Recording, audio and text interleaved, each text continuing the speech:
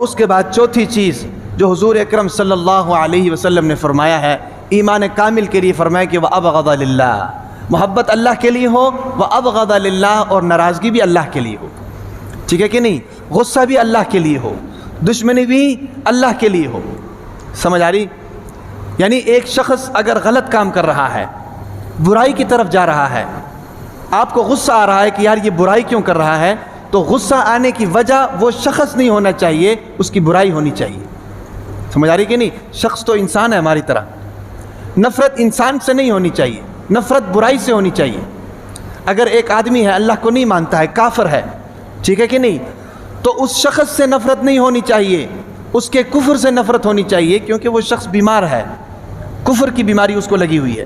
آپ جہاں ڈاکٹر پہ چلے جائیں گے، کلینک کے پر چلے جائیں گے، بیمار ہے، تو ڈاکٹر کو آپ سے کوئی دشمنی نہیں ہوتی ہے، وہ ڈاکٹر کو دشمنی ہوتی ہے آپ کی بیماری سے. وہ آپ کا علاج نہیں کرتا، آپ کی بیماری کا علاج کرتا ہے. سمجھ آ رہی کہ نہیں؟ آج کل جو ہمارے معاشرے کے اندر جرم کی ریشو بڑھ رہی ہے، اس کی بہت سی وجوہات ہیں. ایک وجہ یہ بھی ہے کہ ہم مجرم سے نفرت کرتے ہیں، اس کے جرم سے نفرت نہیں کرتے. آج آپ ہمارے تھانوں میں جا کر دیکھ لیں، جیلوں میں جا کر دیکھ لیں، آخر کیا وجہ ہے کہ ایک آدمی چوری کے کیس میں جیل میں ہے، لیکن وہ جیل سے باہر نکل کر پہلے چھوٹا چور ہوتا ہے، باہر نکل کر بڑا چور بن جاتا ہے بھائی. ایک آدمی قتل کے جرم میں جیل کے اندر بند ہے، لیکن جب جیل سے باہر نکلتا ہے تو بڑا قاتل بن جاتا ہے. وجہ کیا ہے؟ اس کا جھاکا کھل جاتا ہے، جھاکا کھل جاتا ہے.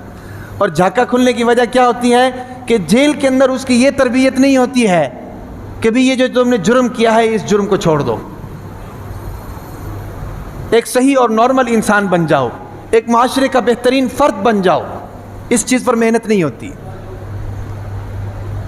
جیل کے اندر بھیج کر بھائی اس کے جرم سے اس کو نفرت نہیں دلائی جاتی، بلکہ اس کو اور مضبوط کیا جاتا ہے. یار تم نے تو بڑا زبردست کام کیا، بڑا غیرت والا کام کیا، فلانے بندے کو قتل کر دیا.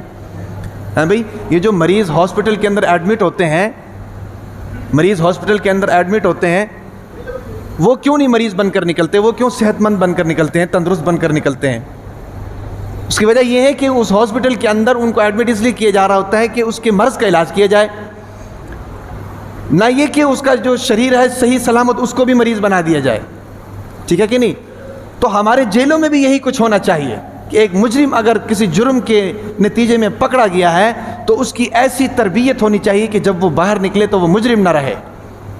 ٹھیک ہے کہ نہیں؟ اپنے اس جرم پر شرمسار ہو جائے، اس جرم کو چھوڑ دے، معاشرے کا ایک بہترین فرد بن کر باہر نکل آئے. سمجھ آ رہی کہ نہیں؟ تو جب یہ ہوگا تو جرم کم ہو جائے گا. ٹھیک ہے کہ نہیں؟ دنگا فساد کم ہو جائے گا. اسی طریقے سے اسکول اور کالجز میں بھی ہے. باہر تو لکھا ہوتا ہے مار نہیں پیار، لیکن اس کی کیا وجہ ہے کہ ہمارے اسکول کے جو اسٹوڈنٹس ہیں وہ بد اخلاقی کے اعلیٰ درجے پر پہنچ چکے ہیں، کالجز کے جو اسٹوڈنٹس ہیں وہ بد اخلاقی کے معذرت کے ساتھ اعلیٰ درجے پر پہنچ چکے ہیں. اس کی وجہ یہ ہے کہ وہاں پر تربیت کا فقدان ہے، تربیت نہیں ہو رہی. ٹھیک ہے کہ نہیں؟ غلط راستے کی طرف گائیڈ کیا جا رہا ہے. تو اس لیے یہ ہے کہ کسی سے اگر نفرت کرنی ہے تو صرف اللہ کے لیے کرنی چاہیے، اور پھر اس کی ذات سے نفرت نہیں کرنی چاہیے. اس کے اندر جو غلطیاں ہیں، جو کمیاں اور کوتاہیاں ہیں، جو گناہ کے کام ہیں، ان گناہ کے کاموں سے نفرت ہونی چاہیے تاکہ ان گناہ کے کاموں کو اس کے اندر سے باہر نکالا جا سکے.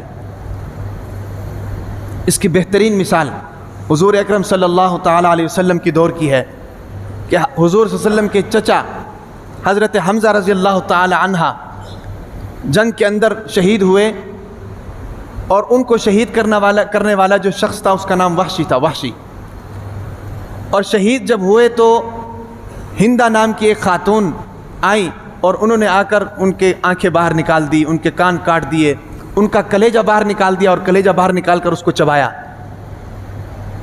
لیکن جب اللہ تعالیٰ نے اپنے نبی کو غلبہ عطا کیا، مکہ کو فتح کر دیا، پورے جزیرے عرب پر اسلام کا جھنڈا لہرانے لگا، تو وہی وحشی جس نے حضرت حمزہ کو قتل کیا تھا، شہید کیا تھا، اور وہی ہندا جس نے ان کا کلیجہ نکال کر چبایا تھا، وہ دونوں مسلمان ہوئے، اور جب وہ دونوں مسلمان ہوئے تو اللہ کے نبی نے ان کو معاف کیا۔ سمجھ آ رہی کہ نہیں؟ اور جس طریقے سے صحابہ کرام کے نام کے ساتھ رضی اللہ تعالی عنہ لگتا ہے، ان کے نام کے ساتھ بھی رضی اللہ تعالی عنہ لگا، صحابی بنے۔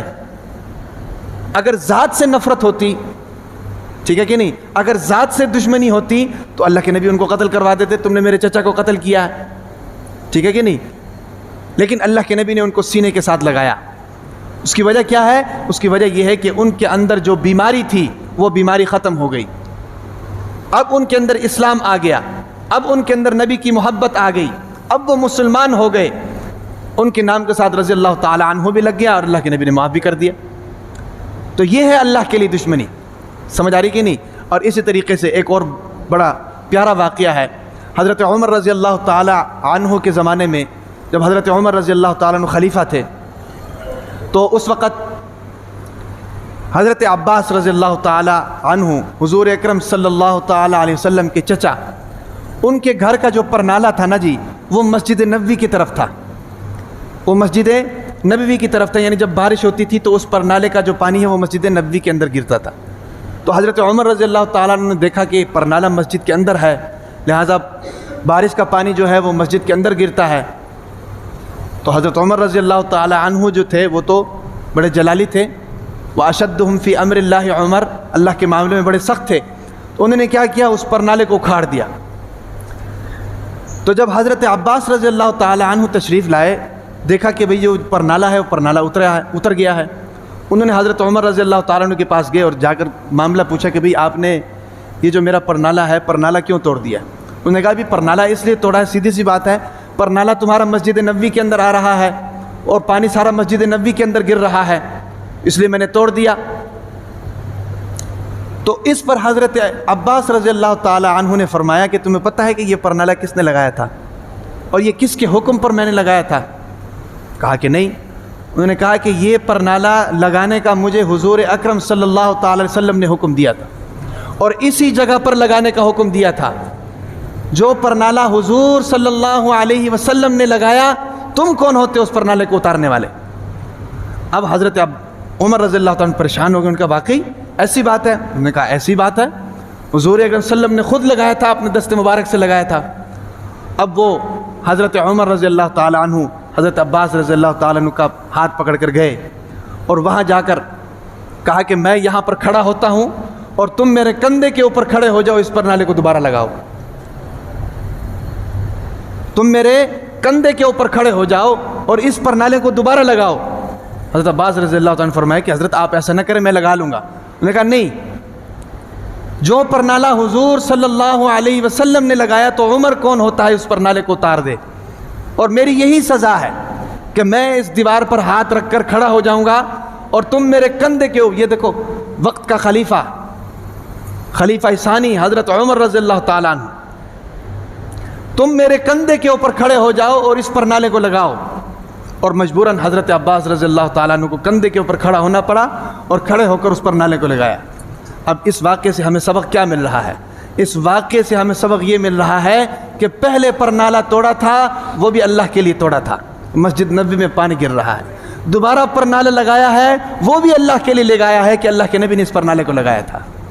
سمجھ آ رہی کہ نہیں؟ ہماری زندگی کا یہ معمول ہونا چاہیے، ہم اگر کسی کو کچھ دیں تو اللہ کے لیے دیں، کسی کو کسی کام سے روکیں تو اللہ کے لیے روکیں، سمجھ آ رہی؟ کسی سے محبت کریں تو اللہ کے لیے کریں، اور کسی سے ناراض ہو جائیں، کسی سے دشمنی کریں تو وہ بھی اللہ کے لیے کریں۔ تو جب یہ چار کام ہمارے اندر آئیں گے تو اللہ کے نبی نے فرمایا کہ فقد استکمل الایمان، اس کا ایمان مکمل ہے، اس کا ایمان مکمل ہے۔